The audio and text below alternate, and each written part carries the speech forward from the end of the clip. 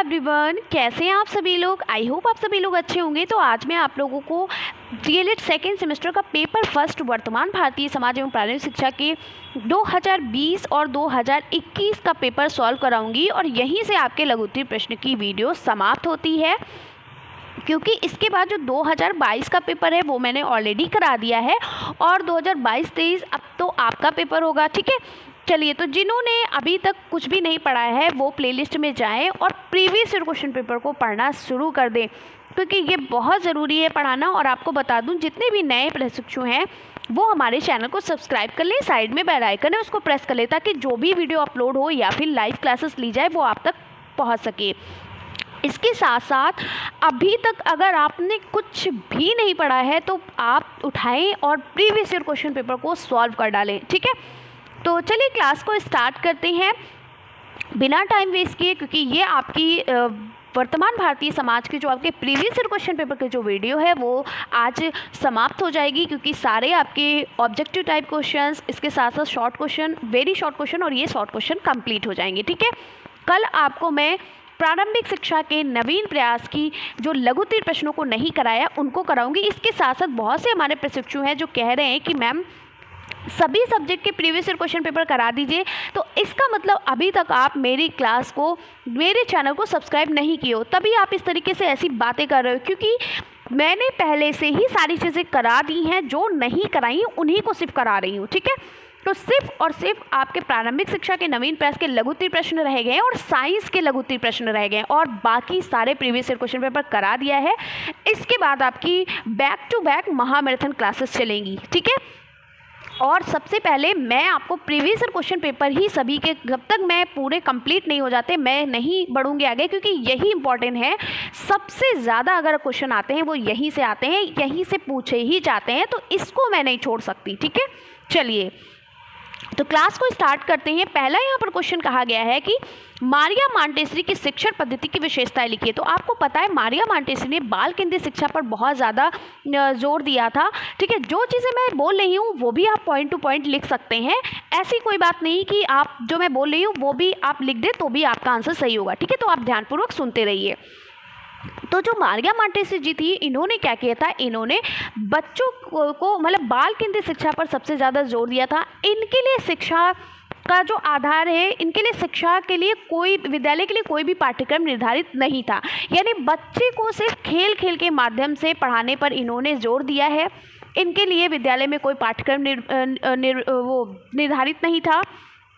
इन्होंने सबसे ज़्यादा जो है वो क्या कहा है, इन्होंने बच्चों को खेल विधि के माध्यम से पढ़ाना शुरू कर दिया। तो इन्होंने 3 महत्वपूर्ण विधियां बताई थी। एक तो इन्होंने बताई थी कर्मेंद्रियों की शिक्षण विधियां, ज्ञानेंद्रियों द्वारा शिक्षा, और तीसरा जो इनका था वो था भाषा और गणित के माध्यम से शिक्षा।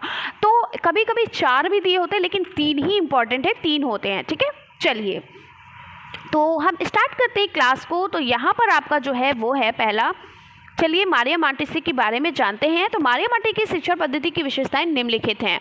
चलिए, मांटेसरी ने अपने विद्यालय के लिए कोई पाठ्यक्रम निर्धारित नहीं किया था, क्योंकि इन्होंने सिर्फ और सिर्फ 3 से 7 वर्ष के बच्चों की बात कही थी। 7 वर्ष के यानी बाल वाटिका में जो बच्चे होते हैं, 3 से 7 वर्ष के बच्चे, यानी कि आपको पता है प्राइमरी स्कूल में क्या होता है, 6 से 14 वर्ष के बच्चे जाते हैं, और उससे पहले क्या होता है, प्री प्राइमरी होता है, जिसमें 3 से 7 वर्ष के बच्चे जाते हैं, जहाँ पर कोई पाठ्यक्रम निर्धारित नहीं होता है। सिर्फ वहाँ पर नैतिकता की शिक्षा दी जाती है, नैतिक विकास की शिक्षा दी जाती है, जहाँ पर क्या होता है, जहाँ पर साफ सफाई की शिक्षा, ठीक है, कर्मेंद्रियों की शिक्षा, ज्ञानेंद्रियों की शिक्षा, ये सभी शिक्षाएं दी जाती है, ना कि कोई पाठ होता है। पाठ्यक्रम यहाँ पर इसलिए नहीं होता, बच्चों को बोझ लदाना नहीं होता, बल्कि बच्चों को पहले अपने जीवन से संबंधित चीज़ों को यहाँ पर सिखाना होता है। ठीक है, चलिए तो चलिए स्टार्ट करते हैं। तो मारिया मांटेसरी ने अपने विद्यालय के लिए कोई पाठ्यक्रम निर्धारित नहीं किया था। मोस्ट इंपॉर्टेंट पॉइंट है यहाँ पे।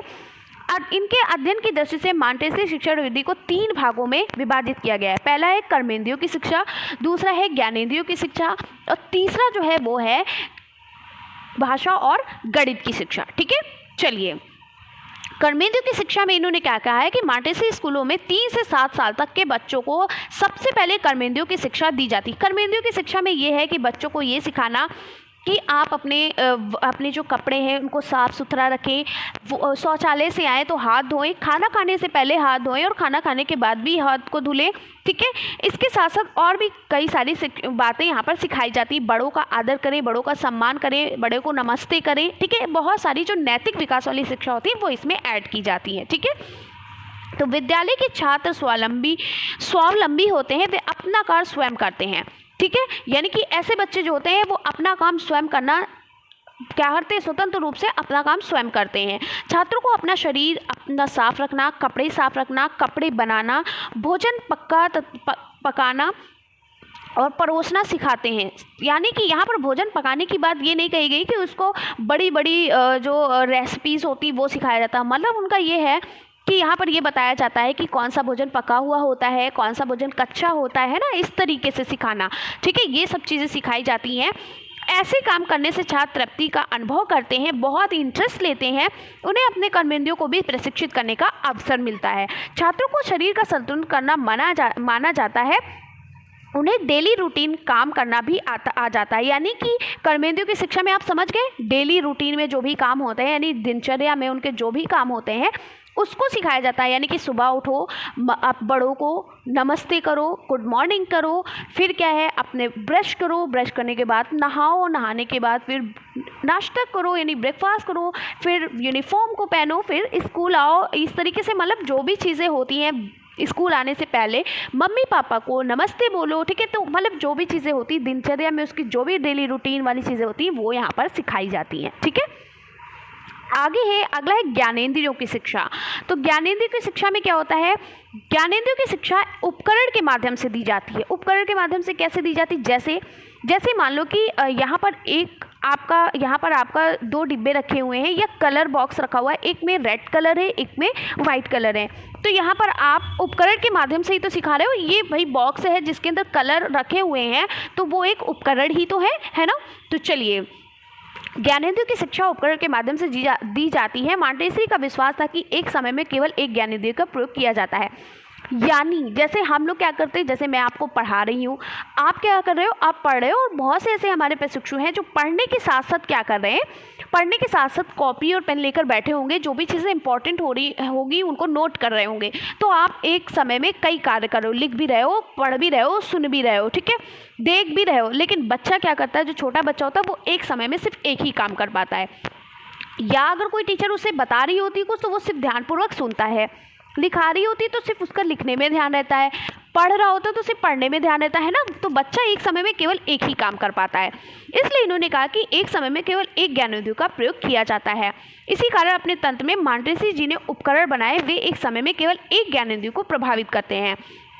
शिक्षण विधि में इंद्रियों की शिक्षा का अधिक महत्व होना चाहिए, ये इन्होंने कहा कि मांटेसरी के अनुसार कहा गया कि विभिन्न ज्ञानेंद्रियों को किस प्रकार से प्रशिक्षित किया जाता है, इसका वर्णन भी इन्होंने किया। कैसे, इन्होंने कहा कि रंगों की पहचान करना सिखाना। तो रंगों की पहचान करना सिखाना आप कैसे सिखाते हो, अलग अलग रंगों की टिकिया दिखाना, यानी कि टिकिया यानी गोल गोल कलर, देखा होगा ना आपके क्या बोलते हैं, प्लास्टिक के बने होते हैं ना टिकिया टाइप की, गोल गोल बनी होती सर्कल टाइप की। तो आप क्या करते हो, उसमें मान लो कि एक रेड कलर की है, एक आपकी ब्लू कलर की है, तो ऐसे आप इसको सिखाओगे। रंगों से संबंधित प्रश्न पूछना, ठीक है। जैसे कि आपने पूछा बच्चों गुलाब का फूल किस रंग का होता है, बच्चों पत्तियां किस रंग की होती है ना, आप पहले उसको बताओगे फिर उससे पूछोगे ना, इस तरीके से प्रश्न पूछना। चलिए नेक्स्ट है सुगंधित पुष्पों को सूंघना। सबसे पहले बच्चों को फूलों को सूंघाना, उसके बाद क्या है उनसे पूछना, उनकी आँख पे पट्टी लगाकर पूछना, अब बताइए ये कौन सा, कि ये किसकी सुगंध है, ये किसकी खुशबू है, ठीक है। इस तरीके से बच्चों से प्रश्न पूछना, ठीक है। चलिए, अलग अलग स्वादों का ज्ञान दिए जाने के लिए खट्टी मीठी, ठीक है, यहाँ पे मीठी होना चाहिए, मुट्ठी नहीं, खट्टी मीठी चटपटी होना चाहिए, तीखी कड़वी और वस्तुओं को खिलाना, ठीक है। यानी कि जितनी भी खट्टी मीठी कड़वी तीखी सारी वस्तुओं को बच्चों को खिलाकर फिर उसके बाद पूछना कि ये कौन सी है, वो बताएगा मीठी है, ये कौन सी है खट्टी गोली है, ये कौन सी है कड़वी गोली है ना, इस तरीके से वो पहचान जाएगा। नेक्स्ट है अलग अलग प्रकार की वस्तुओं को स्पर्श कराकर यानी छू करके, ठीक है। इसके लिए गर्म गुनगुने और ठंडे पानी में हाथ डालना, यानी इतना भी गर्म ना हो कि बच्चा जल जाए, ठीक है। तो एक आपका ठंडा पानी होना चाहिए, ठंडे पानी की बोतल, और एक होती है गर्म पानी की बोतल। तो दोनों में उनको छू कर स्पर्श कराकर, यानी कि दिखाना, पूछना है कि बताओ कि ये कौन सा पानी है, तो वो बताएगा। अगर ठंडा लगेगा तो ठंडा पानी है, ठीक है, गर्म लगेगा तो गर्म पानी। स्पर्श मतलब छूना। चिकने और खुरदुरे पदार्थों का ज्ञान भी देना, ठीक है। नेक्स्ट है पढ़ने लिखने की शिक्षा। पढ़ने लिखने की शिक्षा में क्या, मॉन्टेसरी के अनुसार ज्ञानेंद्रियों के कई अभ्यास करने के लिए ब्लॉक पढ़ना, लिखना और अंकन करना सरलता से हो जाता है। ज्ञानेंद्रियों के प्रशिक्षण से लिखना और अंकन करना सरलता से होता है। ज्ञानेंद्रियों के प्रशिक्षण से रीडिंग, राइटिंग डाटा के रूप में उपयोग किया जाता है। मॉन्टेसरी कार्य प्रणाली में लिखना पहले आता। देखिए मारिया मॉन्टेसरी जो है, उन्होंने मॉन्टेसरी जो कार्य प्रणाली होती है उसमें सबसे पहले लिखना सिखाया था। अब क्या होता है, अब जैसे क्या होता है, पहले क्या होता है, पहले सुबोपली बोलते हैं ना, पहले सुनना, फिर बोलना, फिर पढ़ना, फिर लिखना सिखाते हैं। लेकिन मारिया मॉन्टेसरी में पहले लिखना बच्चों को सिखाया जाता है। मॉन्टेसरी के अनुसार रीडिंग के लिए उच्चारण की आवश्यकता होती है।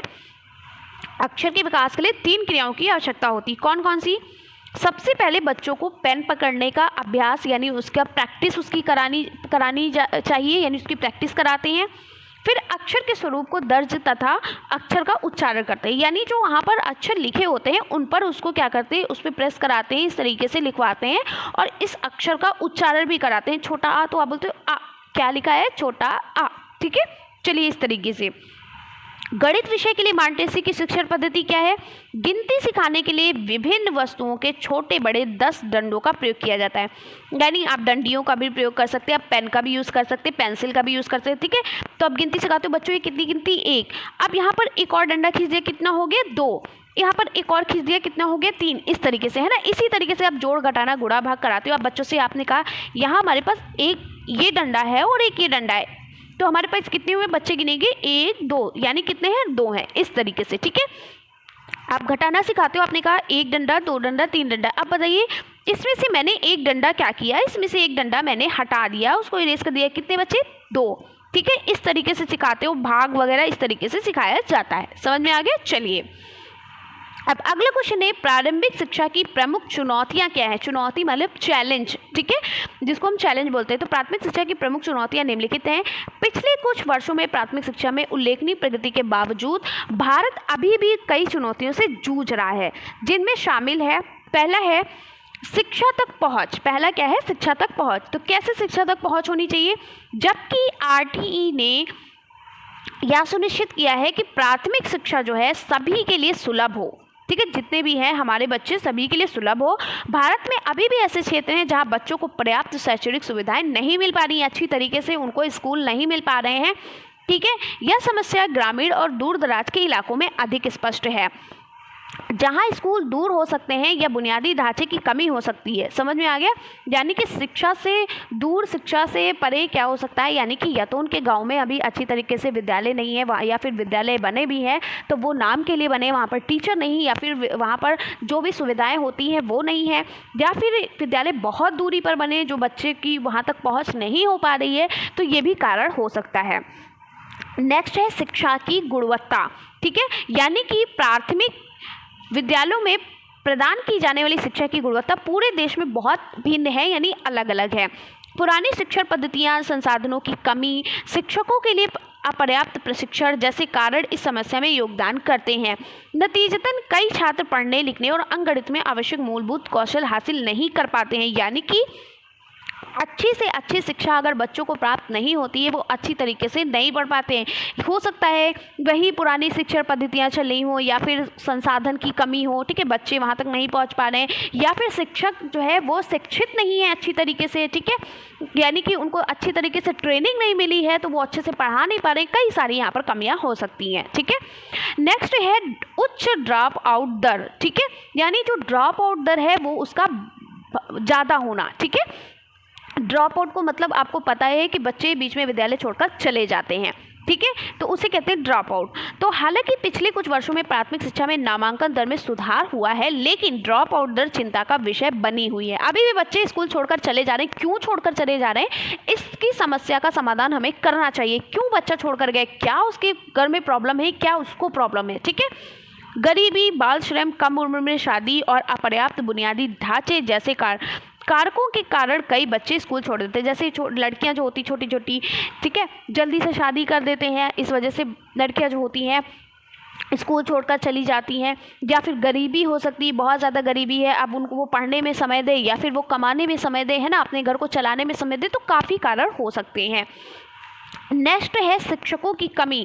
सिर्फ और सिर्फ गरीबी ही नहीं है, सिर्फ और सिर्फ साधारण की ही कमी, साधन की ही कमी नहीं है, सिर्फ सिर्फ अच्छी शिक्षा की कमी नहीं है, बल्कि शिक्षकों की भी कमी हो सकती है। तो भारत में योग्य और प्रशिक्षित शिक्षकों की भारी कमी है। यह समस्या विशेष रूप से ग्रामीण क्षेत्रों में गंभीर है। यहाँ छात्र शिक्षक अनुपात अनुशंसित 30:1 से बहुत अधिक है। ठीक है, अत्यधिक बोझ से दबे शिक्षक अक्सर छात्रों पर व्यक्तिगत ध्यान देने में संघर्ष करते हैं। यानी कि जो शिक्षक 30 बच्चों पर एक टीचर होना चाहिए। प्राथमिक विद्यालय में आप लोगों को पता है कि 30 बच्चों पर एक टीचर होना बहुत ज़रूरी है। ठीक है, फिर क्या, जिससे शिक्षा गुणवत्ता प्रभावित होती है। नेक्स्ट है आपका शिक्षा में असमानता। ठीक है, शिक्षा में क्या है, असमानता देखी जा रही है। कैसे? सामाजिक आर्थिक असमानताएं, लैंगिक पूर्वाग्रह और हाशिए पर रहने वाले समुदायों के खिलाफ भेदभाव अक्सर सभी के लिए गुणवत्तापूर्ण प्राथमिक शिक्षा तक पहुंच में बाधा डालते हैं। वंचित पृष्ठभूमि के छात्रों को अपने साथियों के साथ बने रहने के लिए संघर्ष करना पड़ सकता है, जिससे असमानता खाई और अधिक बढ़ जाएगी। ठीक है, चलिए, तो आई होप आपको समझ में आ गया होगा। नेक्स्ट आपका क्वेश्चन है बौद्धकालीन शिक्षा व्यवस्था के गुण बताइए, और ये रिपीट किया हुआ क्वेश्चन है, बहुत बार पूछा गया है। तो बौद्धकालीन जो शिक्षा थी, आपको पता है, वो बौद्ध मठों और बिहारों का प्रशासन बौद्ध संघ के अंतर्गत होता था।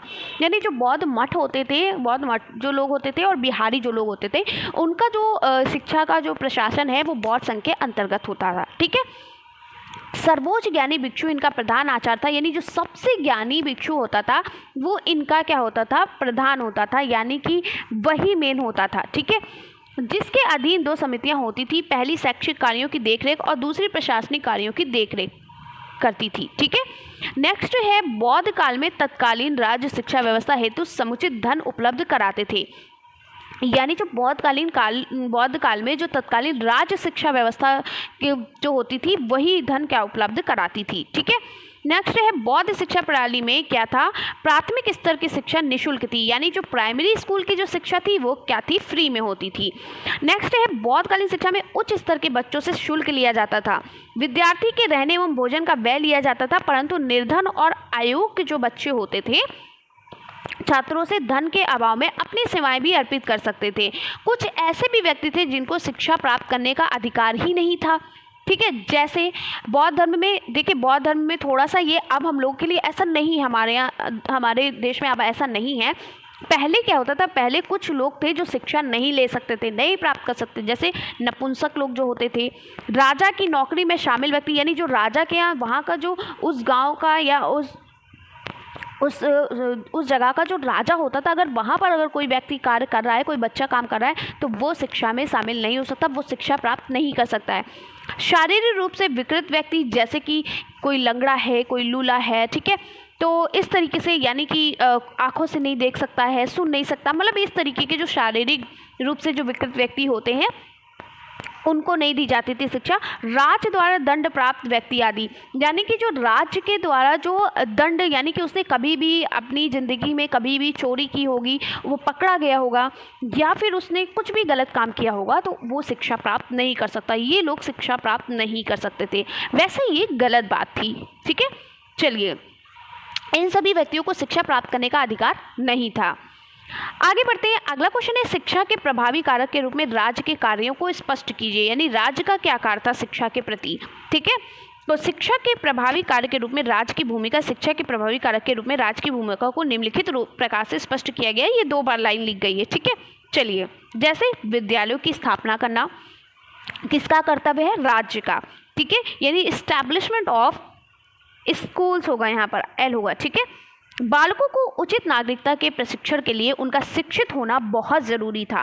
ठीक है, यानी अपने अच्छा नागरिक बनने के लिए उनको क्या करना था, उनको पढ़ना जरूरी। भाई अच्छा नागरिक आप जब भी बनोगे जब पढ़े लिखे होगे। ठीक है, और राज्य आवश्यक स्थानों पर विद्यालयों की स्थापना करता है, जिससे उस क्षेत्र के बालकों को उचित तथा निःशुल्क शिक्षा प्रदान की जा सके। राज्य की ओर से प्राथमिक, जूनियर, हाई स्कूल, माध्यमिक तथा विश्वविद्यालयों की स्थापना की जाती है। बालकों के वैज्ञानिक, व्यावसायिक तथा तकनीकी ज्ञान के लिए भी विद्यालयों की स्थापित किया जाता है। अतः यह कहा जाता है कि बालक को शिक्षा का पूर्ण उत्तरदायित्व विद्यालय पर है। यानी राज्य ही क्या करता है, प्राथमिक, जूनियर, हाई स्कूल, माध्यमिक सभी विश्वविद्यालयों की स्थापना करता है। इसके साथ साथ जो व्यावसायिक स्कूल होते हैं, जो वैज्ञानिक स्कूल होते हैं, उनकी भी वहाँ पर स्थापना करता है ताकि बच्चे अच्छे से पढ़ सकें। ठीक है, चलिए दूसरा है निशुल्क एवं अनिवार्य शिक्षा, यानी फ्री एंड कंपल्सरी एजुकेशन। राज्य को निश्चित स्तर तक निशुल्क एवं अनिवार्य शिक्षा की व्यवस्था करनी चाहिए, जिससे जो गरीब व्यक्ति हैं, यानी जो गरीब बच्चे हैं, निर्धन वर्ग की भी शिक्षा प्राप्त कर सके और अपने बालक को नियमित रूप से विद्यालय भेज सकें। यानी जो गरीब लोग हैं वो भी अपने बच्चों को शिक्षा दे सकें, वो भी अपने बच्चों को स्कूल भेज सके। ठीक है, चलिए नेक्स्ट है शिक्षा के उद्देश्य का निर्माण, यानी providing AIIMS and objective of education. राज्य अपनी आवश्यकताओं के अनुरूप शिक्षा के उद्देश्य का निर्धारण करता है, यानी वो अपनी आवश्यकता के अनुसार शिक्षा का क्या करता है, उद्देश्य निर्धारित करता है और यह निरीक्षण करता है कि शिक्षा के उद्देश्य किस सीमा तक प्राप्त हो गए हैं। उद्देश्यों के निर्धारण में बालक के सर्वांगीण विकास की ओर ध्यान दिया जाता है। चौथा पॉइंट है पाठ्यक्रम निर्माण, यानी प्लानिंग ऑफ करिकुलम, यानी कि क्या बच्चों के लिए क्या क्या चीज़ें मतलब क्या क्या सब्जेक्ट होने चाहिए, क्या क्या सब्जेक्ट में कौन कौन से सिलेबस क्या होना चाहिए, सारी चीज़ें किस पर निर्धारित होती है, राज्य पर होती हैं। ठीक है, तो विकसित समाज के अनुसार ही पाठ्यक्रम का निर्धारित किया जाना चाहिए, क्योंकि जटिल तथा स्थिर पाठ्यक्रम बालक की नवीनतम सभी आवश्यकताओं को पूरा नहीं कर पाता है, बल्कि उसमें लचीलापन तथा समय समय पर परिवर्तन आवश्यक है। अगला है आर्थिक सहायता, यानी फाइनेंशियल असिस्टेंस। ठीक है, इसमें क्या है, राज्य को नवीन विद्यालय की स्थापना के साथ साथ व्यक्तिगत संस्थाओं को भी महत्व देना चाहिए, यानी कि नए नए विद्यालय बनाने के साथ साथ जो व्यक्तिगत संस्था है उन पर भी जोर देना चाहिए, उनको भी इम्पोर्टेंस देना चाहिए। उनका सामंजस्य सरकारी विद्यालय के साथ करना चाहिए और समय समय पर उन्हें आर्थिक सहायता भी देनी चाहिए, जिससे वे आवश्यक उपकरण, फर्नीचर इत्यादि प्रबंध कर सके। मान लो पता चला ऐसे स्कूल हैं जहाँ पर मरम्मत ही नहीं की जा रही है, वहाँ पर बच्चे बैठने के लिए क्या बोलते हैं, बेंच नहीं है, सब टूटी फूटी बेंच हैं और ब्लैक बोर्ड बेकार हो गया, मतलब सारी चीज़ें समय समय पर देखना चाहिए। ठीक है, साल में एक बार सारी चीज़ों को समय समय पर देखना चाहिए कि क्या चीज़ें उपलब्ध नहीं हैं, क्या चीज़ें उपलब्ध हैं, सभी का यहाँ पर ध्यान रखना चाहिए। ये बात यहाँ पर कही गई है। चलिए नेक्स्ट क्वेश्चन है आदर्शवाद और प्रकृतिवाद के शैक्षिक उद्देश्यों की तुलना कीजिए। मोस्ट इंपॉर्टेंट है, आपके में भी आ सकता है। ठीक है, तो शिक्षा के उद्देश्य आत्म अनुभूति अथवा व्यक्ति का उन्नयन करना है, यानी व्यक्तित्व का उन्नयन करना है, पर्सनालिटी का डेवलपमेंट करना है। आदर्शवादी पाठ्यचर्या की रचना आदर्शों, विचारों एवं शाश्वत मूल्यों के आधार पर होती है। ठीक है, और प्रकृतिवाद के अनुसार प्रकृति ही सब कुछ है, ईश्वर के अस्तित्व की मान्यता नहीं है। इन्होंने कहा है कि जो हमारे आदर्शवादी हैं वो ईश्वर पर यकीन करते थे, वो कहते थे जो भी है सब ईश्वर का दिया हुआ है, ईश्वर ही है। ठीक है, आत्मा को सब कुछ मानते थे। लेकिन जो प्रकृतिवाद है वो प्रकृति को सर्वश्रेष्ठ मानती है। उसका कहना है कि ईश्वर के अस्तित्व की मान्यता नहीं है। इस विचारधारा ने पदार्थ, भौतिक जगत एवं प्राकृतिक नियमों को सर्वाधिक महत्व दिया है। ठीक है, चलिए नेक्स्ट है शिक्षा का व्यापक अर्थ क्या है, यानी कि लंबा अर्थ क्या है। तो विद्वान जे.एस. मैकेंजी के शब्दों में कहा गया है कि व्यापक दृष्टि से शिक्षा जीवन प्रयत्न चलने वाली एक प्रक्रिया है। शिक्षा का व्यापक का मतलब ये क्या है, व्यापक का मतलब ये थोड़ी है कि बहुत देर तक स्कूल को में पढ़ाया जाए, नहीं। व्यापक का मतलब ये है कि हम जो कुछ भी अपने जीवन में सीखते वो क्या है, शिक्षा ही है। हम शिक्षा ही प्राप्त करें, चाहे अपने घर में बैठे हों, हम अपने घर में डेली कुछ ना कुछ सीखते रहते हैं, है ना, कुछ ना कुछ नया डेली सीखते ही रहते हैं हम लोग। और इसके साथ साथ जैसे आप पढ़ रहे हो, आप डीएलएड कर रहे हो, अभी आप सेकंड सेमेस्टर पढ़ो, सेकंड सेमेस्टर में जो भी चीज़ें आपने सीखी, फिर आप थर्ड में आओगे, थर्ड में सीखोगे, फोर्थ में आओगे। इसके साथ साथ आपके दैनिक जीवन में जो भी क्रियाएं होती रहती वो भी आप सीखते रहते हो। तो शिक्षा का मतलब सिर्फ यही नहीं कि आपको पाठ्यक्रम ही निर्धारित हो शिक्षा के लिए, नहीं, ये एक जीवन प्रयत्न चलने वाली प्रक्रिया होती है जो हर समय आप कुछ ना कुछ सीखते रहते हो। ठीक है, और जीवन के प्रत्येक अनुभव के द्वारा इसका विकास होता है, यानी आपके जीवन में, यानी लाइफ में जो भी आप एक्सपीरियंस करते हो, जो भी अनुभव करते हो, वो क्या होता है, उसमें इसका विकास होता रहता है। कला कौशल में वृद्धि एवं व्यवहार में परिवर्तन किया जाता है और इस प्रकार उसे सब सुसंस्कृत, यानी कि संस्कृत सहित, ठीक है, संस्कृति यहाँ होगा, ठीक है, संस्कृति होगी, संस्कृत नहीं संस्कृति, ठीक है, और योग्य नागरिक बनाया जाता है। ठीक है, चलिए नेक्स्ट है, प्लेटो का कथन है कि अज्ञान समस्त विपत्तियों का मूल कारण है, अज्ञानी रहने की अपेक्षा जन्म लेना ही अच्छा है। इन्होंने कहा है कि अगर एक व्यक्ति शिक्षित नहीं है तो उसका जन्म लेना बेकार है। अगर उसके अंदर शिक्षा नहीं वो प्राप्त कर सका तो उसका जन्म लेना बेकार है, वो पशु के समान है। ठीक है, चलिए अगला है, हंटर कमीशन की प्रमुख विशेषताएं लिखिए। और कई बार क्वेश्चन रिपीट किया, आपने पढ़ा है, समझ गए होंगे। ठीक है, तो हंटर कमीशन की प्रमुख विशेषताएं निम्नलिखित हैं। पहला पॉइंट है, प्राथमिक शिक्षा व्यवहारिक हो। इन्होंने कहा कि प्राथमिक शिक्षा जो है वो व्यवहारिक होनी चाहिए, ना कि सिर्फ आप बच्चों पर बोझ लाद दो। ठीक है, कैसी होनी चाहिए? व्यवहारिक होनी चाहिए, एकदम बच्चा स्वतंत्र रूप से चीज़ों को सीखे। ठीक है, दूसरा इन्होंने कहा कि प्राथमिक शिक्षा देसी भाषा में हो। ठीक है, जो उस देश की भाषा है उस भाषा में हो। तीसरा पॉइंट कहा, शैक्षिक रूप से पिछड़े इलाकों में शिक्षा विभाग स्थापित हो, यानी जो पिछड़े इलाके हैं जहाँ पर अभी विद्यालय नहीं बने वहाँ पर भी शिक्षा विभाग की स्थापना की जाए। इन्होंने कहा धार्मिक शिक्षा को प्रोत्साहन ना दिया जाए, यानी कि ये नहीं कि लोग अपने आए और धर्म का प्रचार प्रसार करने लगे, ऐसा नहीं है। सभी के लिए शिक्षा समान होनी चाहिए, चाहे वो किसी भी धर्म, किसी भी जाति, किसी भी वर्ग का इंसान हो। ठीक है, नेक्स्ट है, बालिकाओं के लिए सरल पाठ्यक्रम व निःशुल्क शिक्षा की व्यवस्था हो। बालिकाओं के लिए सरल पाठ्यक्रम और शिक्षा जो है वो फ्री में दी जाए, ताकि ज़्यादा से ज़्यादा बालिकाएं शिक्षा में भाग ले सकें, पढ़ सकें। ठीक है, अनुदान सहायता छात्र शिक्षक की संख्या व आवश्यकता के अनुपात में दिया जाए, यानी अनुदान सहायता जो है वो छात्र शिक्षक की संख्या और उसकी आवश्यकता के अनुपात में दिया जाए। नेक्स्ट है, देसी शिक्षा के पाठ्यक्रम में परिवर्तन ना करके पूर्ववत चलते दिया रहना चाहिए, यानी जो देसी शिक्षा है उसके पाठ्यक्रम में कोई बदलाव नहीं किया जाना चाहिए, बल्कि जो पहले से जो भी चीज़ें आती रही हैं उन्हीं को चलाना चाहिए। ठीक है, नेक्स्ट है, हंटर का मत था कि देसी पाठशालाएं राष्ट्रीय शिक्षा प्रणाली में महत्वपूर्ण स्थान ग्रहण कर सकती हैं। चलिए आगे बढ़ते हैं, अगला क्वेश्चन बहुत इंपॉर्टेंट क्वेश्चन है, शांति निकेतन की स्थापना के क्या उद्देश्य थे?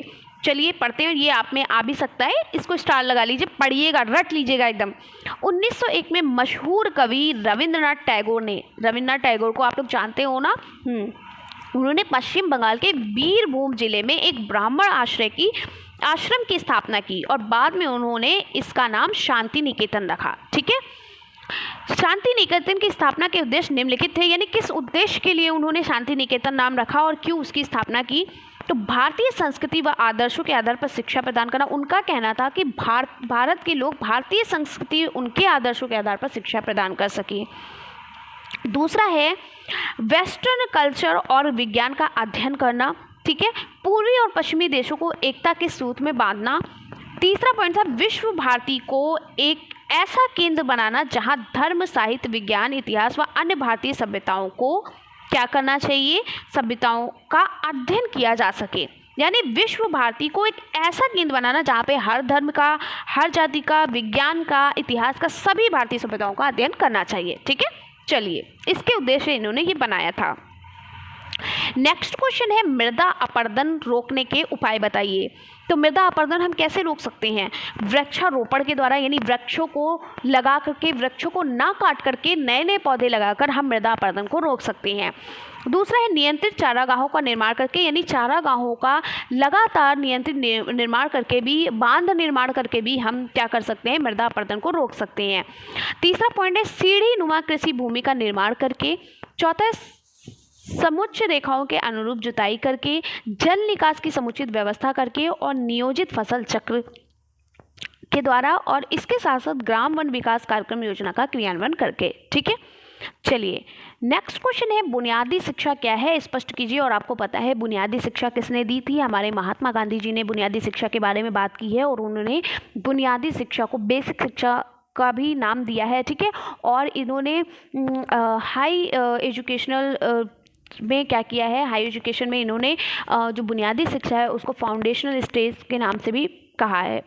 चलिए, बुनियादी शिक्षा का अर्थ क्या होता है? बुनियादी शिक्षा का तात्पर्य ऐसी शिक्षा से जिसमें बालक के संपूर्ण व्यक्तित्व का विकास हो, जिसमें बालक शारीरिक और मानसिक रूप से अपना समग्र विकास करे, यानी पूरी तरीके से अपना विकास करे शारीरिक और मानसिक रूप से। इसमें व्यवहारिक ज्ञान आवश्यक है। ठीक है, चलिए अब अगला है आपका 2021 का पेपर स्टार्ट होता है और चलिए देखते हैं 2021 में क्या क्या प्रश्न पूछे गए हैं। तो पहला प्रश्न देखिए, फिर से रिपीट किया हुआ क्वेश्चन है, शिक्षा का अर्थ बताते हुए उसके महत्व पर प्रकाश डालिए। तो शिक्षा का अर्थ बताते हुए उसके महत्व, तो शिक्षा का व्यापक अर्थ क्या होता है? शिक्षा के व्यापक अर्थ के अनुसार शिक्षा आजीवन चलने वाली एक प्रक्रिया है। ठीक है, निरंतर चलने वाली क्या है, एक प्रक्रिया है। यह शिक्षण की प्रक्रिया उसी समय प्रारंभ हो जाती है जब बालक का जन्म होता है। ठीक है, बालक जो है जन्म से लेकर के अपनी मृत्यु तक कुछ ना कुछ सीखते रहता है। ठीक है, उस समय उसके इर्द गिर्द सभी व्यक्ति घूमते हैं, लेकिन वे सबसे पहले अपनी माँ के संपर्क में आता है। ठीक है, इसके उपरांत आपकी आवश्यकताओं, इच्छाओं की पूर्ति हेतु परिवार के अन्य सदस्य, ठीक है, पड़ोस तथा समाज के संपर्क में आता है। बाल्यावस्था से ही बालक को प्रकृति वातावरण के साथ समायोजन होने का प्रयास करना पड़ता है और आयु बढ़ने के बाद वह सामाजिक, राजनीतिक एवं आध्यात्मिक वातावरण के साथ सामंजस्य स्थापित करता है। ठीक है, इसके साथ साथ इन्होंने कहा कि इससे बालक धीरे धीरे परिवार के संपर्क में, फिर पड़ोसियों के संपर्क में, फिर स्कूल जाता है, स्कूल के संपर्क में, फिर समाज के संपर्क में, आदि संस्थाओं से कुछ न कुछ सीखता रहता है। ठीक है, इसलिए शिक्षा के विषय में लिखा गया है कि शिक्षा एक ऐसी प्रक्रिया है जो जन्म से लेकर मृत्यु तक निरंतर चलने वाली प्रक्रिया है। तो सबसे पहला पॉइंट आप यहीं से शुरू करोगे। ठीक है, ये अगर इतना आपने लिख दिया तो ये बेस्ट, और पहली ही लाइन आपकी ज़्यादा देखी जाती है, तो यहीं से स्टार्टिंग करना, उसके बाद ऊपर की सारी चीज़ें लिखना। ठीक है, उसके बाद ये सब लिखिएगा, पहले आपको ये पॉइंट लिखना है। ठीक है, यानी कि education is a long life process which goes on from cradle to grave continuously. ठीक है, चलिए आगे है, मानव जीवन में शिक्षा का क्या महत्व है, ये पूछा गया है। तो व्यक्तिगत शिक्षा, देखिए शिक्षा का आपका क्या अर्थ है, तो आप यही कहोगे कि शिक्षा जो है एक ऐसी प्रक्रिया है जो जन्म से लेकर मृत्यु तक निरंतर चलती रहती है। इतना पॉइंट आप लिख दोगे, इसका उत्तर हो गया पूरा। ठीक है, चलिए फिर आप लिखोगे मानव जीवन में शिक्षा का क्या महत्व है, ये भी पूछा था। तो इसके प्रकार है कि इससे व्यक्ति के व्यक्तित्व का विकास होता है। ठीक है, समाज की प्रगति के लिए बहुत आवश्यक है, राष्ट्र की प्रगति के लिए, यानी राष्ट्र की प्रगति के लिए बहुत ज़रूरी है, मानव कल्याण के लिए भी ज़रूरी है, और सभ्यता और संस्कृति के लिए भी ज़रूरी है। ठीक है, चलिए नेक्स्ट क्वेश्चन है आपके, वैदिक कालीन शिक्षा और बौद्धकालीन शिक्षा में अंतर बताइए, यानी दोनों में क्या अंतर था। तो आपको पता है बौद्धकालीन शिक्षा और वैदिककालीन शिक्षा में अंतर यानी असमानताएं। बौद्ध धर्म का प्रचार उद्देश्य, जो बौद्धकालीन शिक्षा में क्या था, बौद्ध धर्म का प्रचार किया जाता था। वैदिककालीन शिक्षा में ब्राह्मण धर्म का प्रचार उद्देश्य नहीं था। ठीक है, जो बौद्ध धर्म के लोग हैं, आपने भी पढ़ा ना कि वो ब्राह्मण लोगों का क्या करते हैं, प्रचार करते हैं। संघ का वर्चस्व था, लेकिन गुरु का यहाँ पर वर्चस्व था।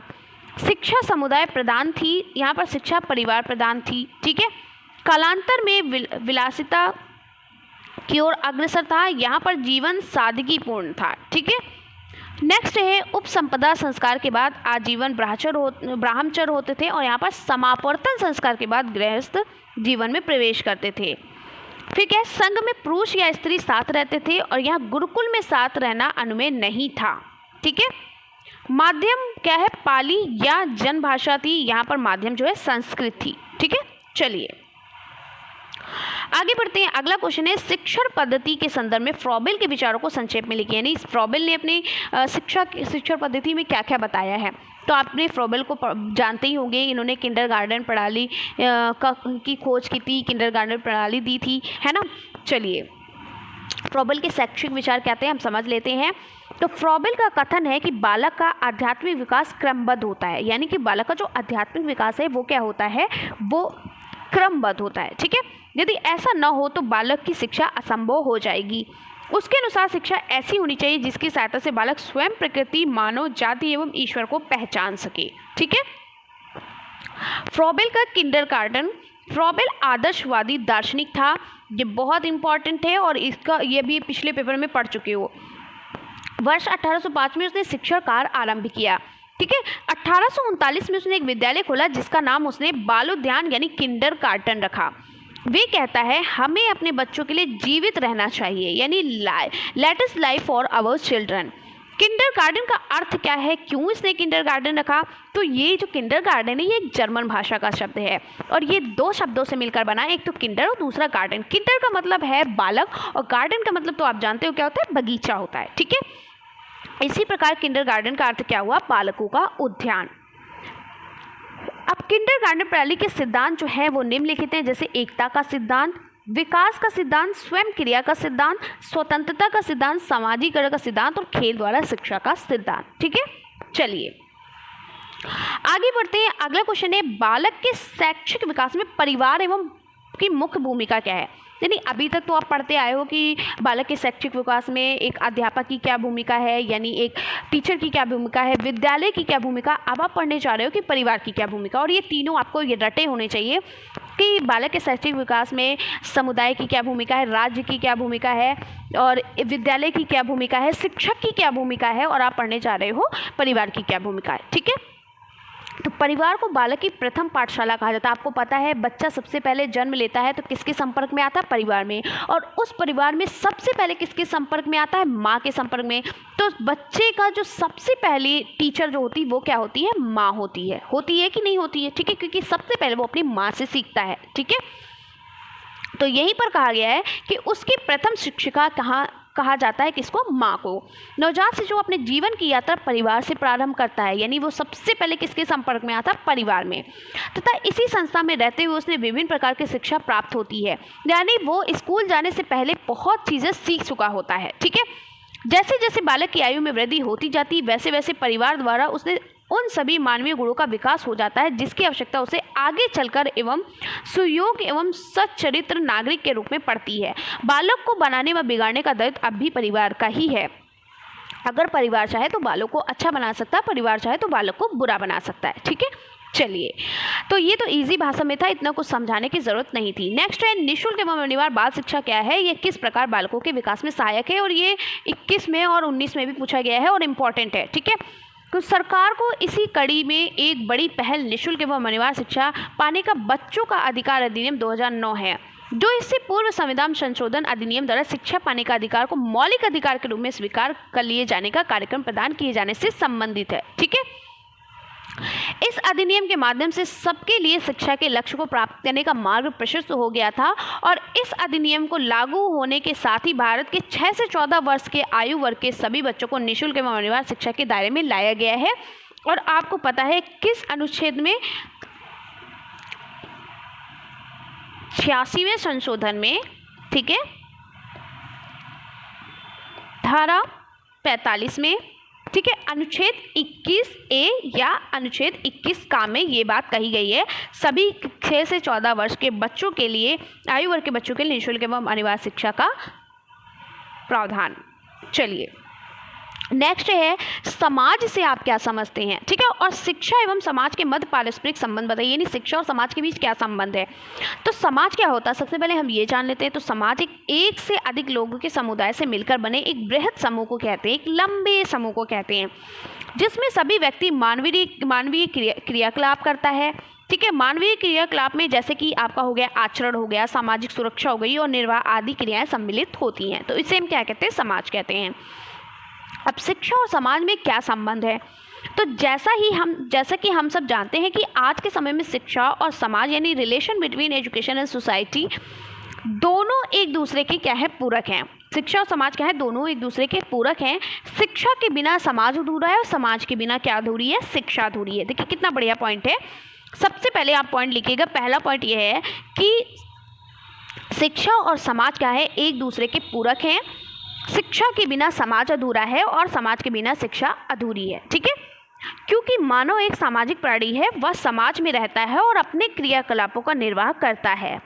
समाज में धार्मिक, सांस्कृतिक, राजनीतिक, आर्थिक रूप से मानव का संबंध स्थापित होता है। ठीक है, वैसे ये बात भी सच है कि प्रत्येक समाज में अपने सदस्यों में अपनी संस्कृति का संक्रमण शिक्षा के द्वारा ही करता है। इस प्रकार हम यह समझ सकते हैं कि शिक्षा जो है किसी समाज की संस्कृति का संरक्षण करती है, और इस प्रकार जब मनुष्य शिक्षित हो जाता है तो वह अपने अनुभव के आधार पर अपनी संस्कृति में बदल जाता है, परिवर्तन करता है, उसको बदलता है। इस प्रकार शिक्षा समाज संस्कृति में विकास करती है। ठीक है, नेक्स्ट क्वेश्चन है, मानवीय मूल्यों की आवश्यकता क्या है, संक्षेप में अपने विचार लिखिए, और ये 2021 में भी पूछा गया है। ठीक है, तो आज का मनुष्य भौतिक सुख सुविधाओं पर स्वयं को केंद्रित कर रहा है। इन्हें प्राप्त करने के लिए वह किसी भी स्तर पर जा सकता है। धार्मिक संघर्ष, दहेज समस्या, नारी उत्पीड़न, अपृष्ट, देखिए ये 2019 में पूछा गया था, 2021 में नहीं पूछा गया था। और जी ये मानवीय मूल्य की आवश्यकता जो है ये मैंने 2019 में अपनी भाषा में लिखवाया है बहुत अच्छे से, तो ये यहाँ पर मैं स्किप करती हूँ। ठीक है, तो आप 2019 के पेपर में इसको पढ़िएगा। ये थोड़ी आपकी बुक की लैंग्वेज है, इसको थोड़ा समझने में आपको मतलब आप समझ तो जाओगे लेकिन इसको याद नहीं कर पाओगे। मैंने अपनी लैंग्वेज में उसमें लिखवाया है, ठीक है। अगला क्वेश्चन है ध्वनि प्रदूषण और लास्ट क्वेश्चन है इस सीरीज़ का, सॉरी इस मतलब प्रैक्टिस सेट का, यानी कि प्रश्न पत्र का, ठीक है, 2021 के।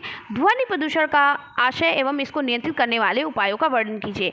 ये जो आपका मानवीय मूल्य है ये 2019 का यहाँ पर बाय मिस्टेक आ गया है, तो इसको मैं यहाँ नहीं समझाऊंगी क्योंकि मैं ऑलरेडी इसको 2 बार समझा चुकी हूँ। ये बहुत इंपॉर्टेंट है, 2 बार आ चुका है।